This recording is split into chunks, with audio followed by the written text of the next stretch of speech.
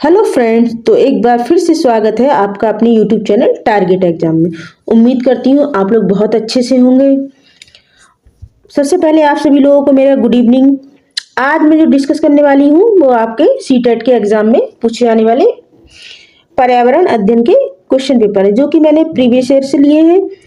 तो आप देखिए इसमें किस किस तरह का पैटर्न आता है, किस किस तरह के क्वेश्चन पूछे जाते हैं। तो फ्रेंड्स, वीडियो को शुरू से लेकर एंड तक देखें, इसको स्किप ना करें और अपने नोट्स बनाते हुए चलें।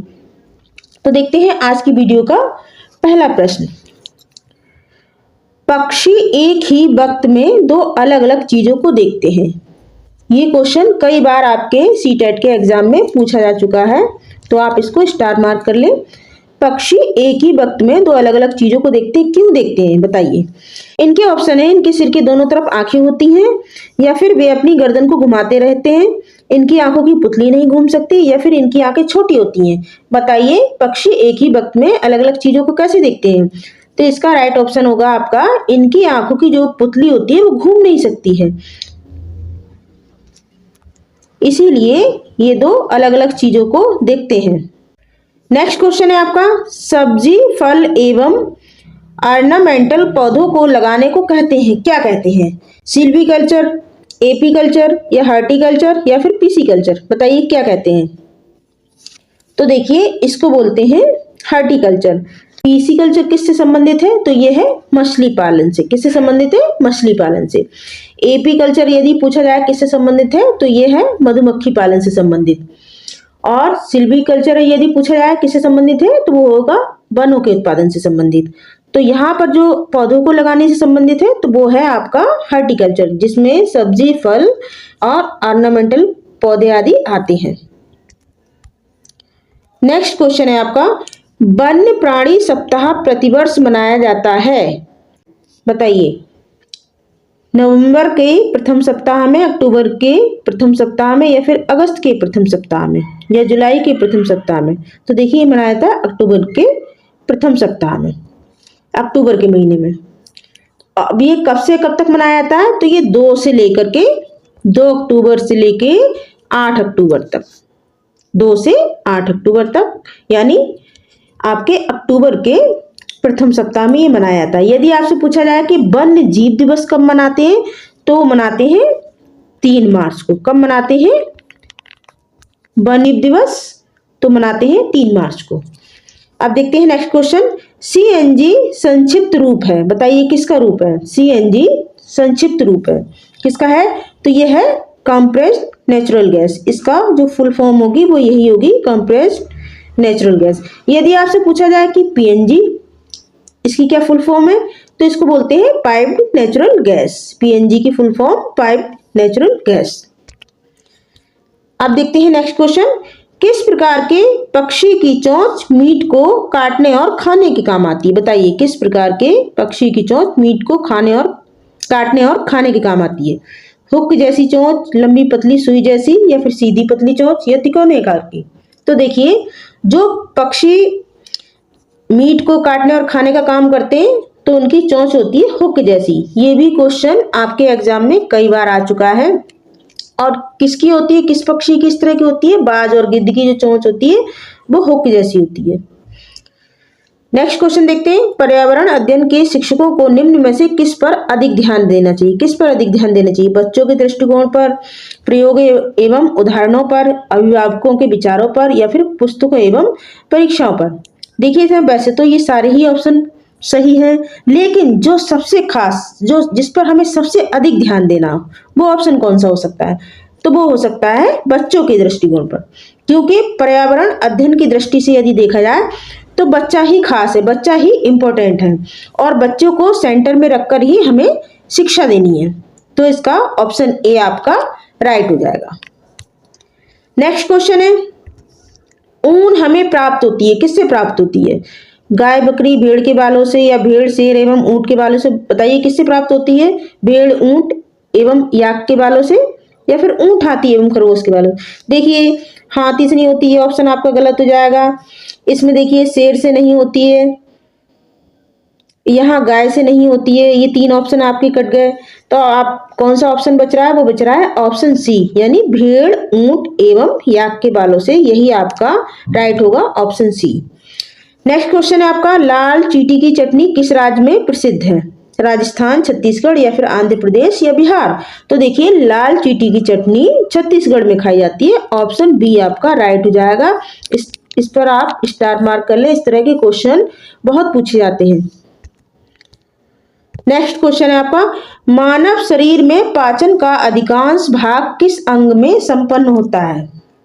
मानव शरीर में पाचन का जो अधिकांश भाग होता है किस अंग में संपन्न होता है? बड़ी आंत, छोटी आंत, आमाशय या पेनक्रियाज? बताइए किस में होता है? तो ये होता है छोटी आंत में। ऑप्शन बी आपका राइट हो जाएगा। नेक्स्ट क्वेश्चन है आपका, बगुला पक्षी अक्सर भैंस की पीठ पर देखा जाता है, इसका कारण क्या है? बगुला क्यों बैठा होता है भैंस की पीठ पे? बताइए। तो देखिए, बगुला जो होता है भैंस की पीठ पर, जो उसके शरीर पर जो कीटाणु होते हैं, जो परजीवी होते हैं, उनको खाने के लिए बैठता है। यहाँ पर देखिए हो जाएगा परजीवी। क्या हो जाएगा? परजीवी। उनको खाने के लिए बगुला भैंस की पीठ पर बैठता है। तो ऑप्शन डी आपका राइट हो जाएगा। नेक्स्ट क्वेश्चन है आपका, निम्न में से कौन वायु प्रदूषण का एक उदाहरण है?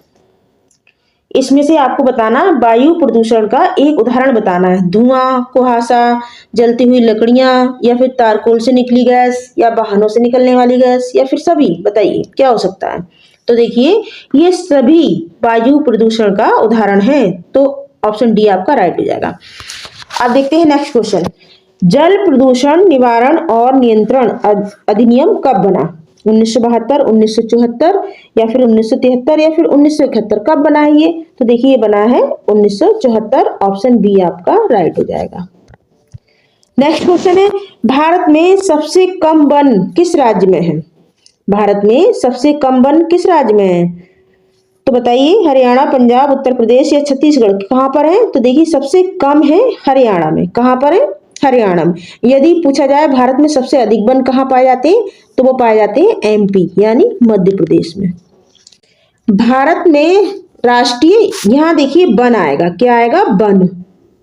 वन। भारत में राष्ट्रीय वन नीति कब शुरू हुई? 1952, 1953, 1955 या फिर 1954? कब शुरू हुई थी भारत में राष्ट्रीय वन नीति?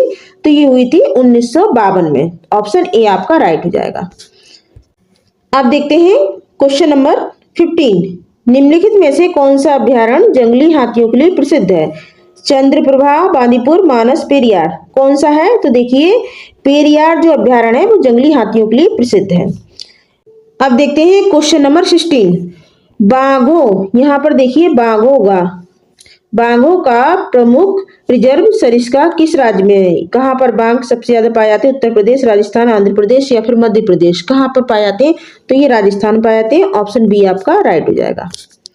नेक्स्ट क्वेश्चन है, पृथ्वी की सतह से सबसे दूर वातावरण की परत को क्या बोलते हैं? समताप मंडल, क्षोभ मंडल, बाह्यमंडल या फिर आयन मंडल? बताइए क्या बोलते हैं?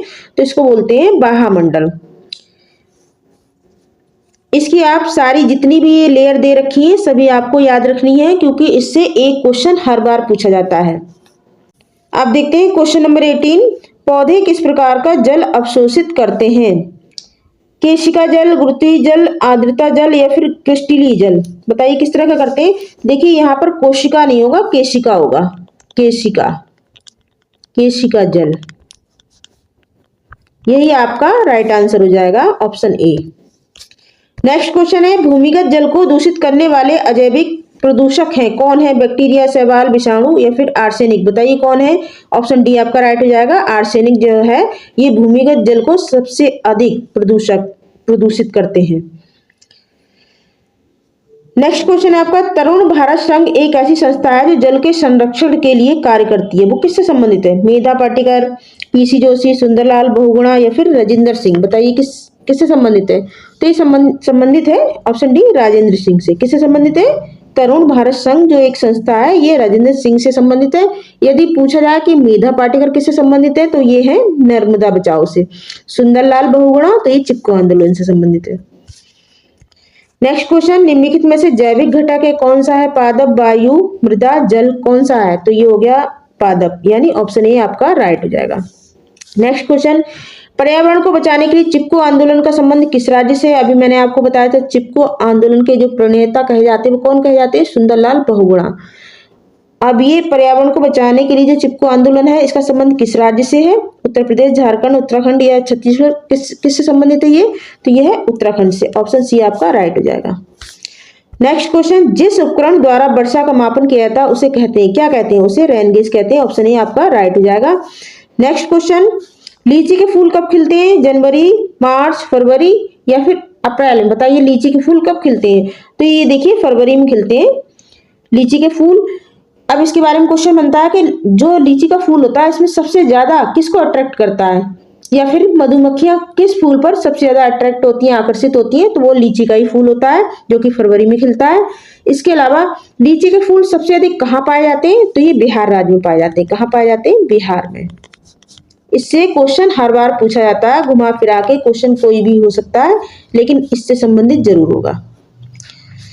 नेक्स्ट क्वेश्चन, पर्यावरण अध्ययन में बच्चों को जोड़ने की सबसे प्रभावशाली युक्ति डैश है? बताइए क्या होगी? किस्से, कहानियां, शिक्षक द्वारा व्याख्याएं, पाठ्य पुस्तक का पठन या फिर कक्षा निरीक्षण? बताइए क्या होगा? तो देखिए जो पर्यावरण अध्ययन है इससे यदि बच्चों को जोड़ना चाहते हैं इसकी सबसे प्रभावशाली युक्ति है किस्से कहानियों के द्वारा बच्चों को पढ़ाया जाए।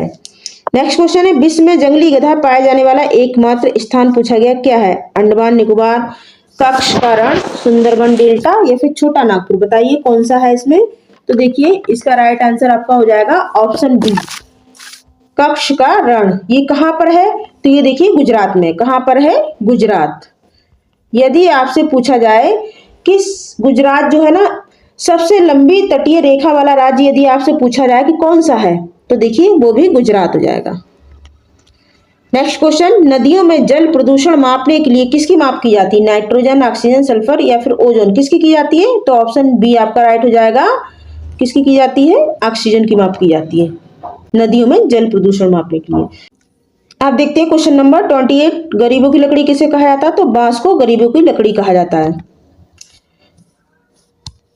आप देखते हैं नेक्स्ट क्वेश्चन, सौर मंडल का सबसे चमकीला ग्रह पूछा जा रहा है, कौन सा है? बुध, शुक्र, मंगल, यूरेनस? कौन सा है सौर मंडल का सबसे चमकीला ग्रह? तो देखिए ये है शुक्र। कौन सा है?